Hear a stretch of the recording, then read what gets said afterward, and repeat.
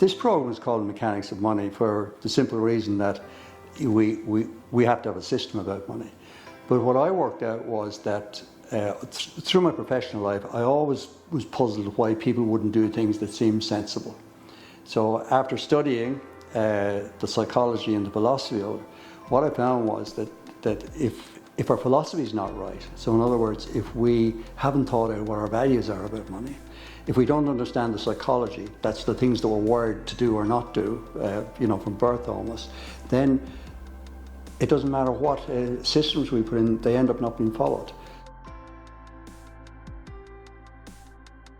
Well, I was always puzzled as to why, as a professional accountant or a financial planner, why people wouldn't follow the advice that was just so sensible that I gave them. And it's actually the bane of every professional's life, that they won't see their clients take the advice.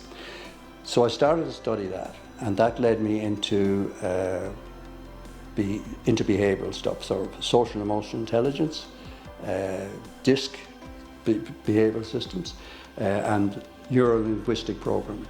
So I sought qualifications in all those things to enable me to serve my clients better actually when I got into mentoring, because I had to know what was going to work and what wasn't going to work. So they're just tools, I do courses in each one, but they're just tools I use all the time. We didn't have much when I grew up. In fact, my mother died when I was 14, 15. My dad couldn't even afford to pay for her funeral. But yet every week, when he got his pay packet, there was a certain amount of money he got put away for charity. Now, I don't know whether it was when I was old enough or bold enough to ask, why are you giving this money away when we have needs? And he pointed out at me, he said, Brian, listen, he said, no matter how little we have, we'll always have enough. There's always somebody worse off.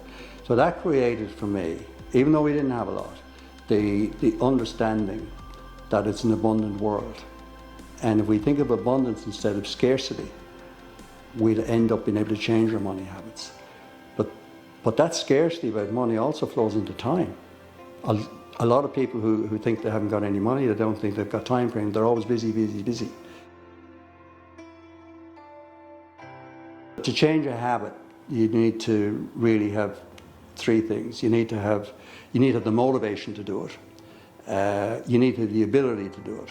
And something has to trigger it for it to happen. Well, I've known Alan Heiser for almost 10 years now. We have a really good rapport. The thing Alan often says to people that he organises their figures and I organise their minds. So I've been a client of Alan's for all that time, even though I'm a chartered accountant and I have bookkeeping experience, all that. He's a lot better and quicker at doing what I need done. And what I love about Alan is that he's not a typical bookkeeper or bookkeeping service. He looks at what the figures mean, not just what the figures are. So he's not interested in just the things balanced, because with computer systems, they have to anyway. He's interested in seeing the things that are out of kilter, because we have to manage business a lot by exception. The other thing I like about Alan is he's very proactive in the sense that he sends out clients information on things like government grants that might be available that they might not know. So over my mentoring over the last 7 or 8 years, I've been very comfortable to recommend my clients to go to Alan because I know he's going to look after them. And I'm not going to get a call that says, what did you send me to that guy for?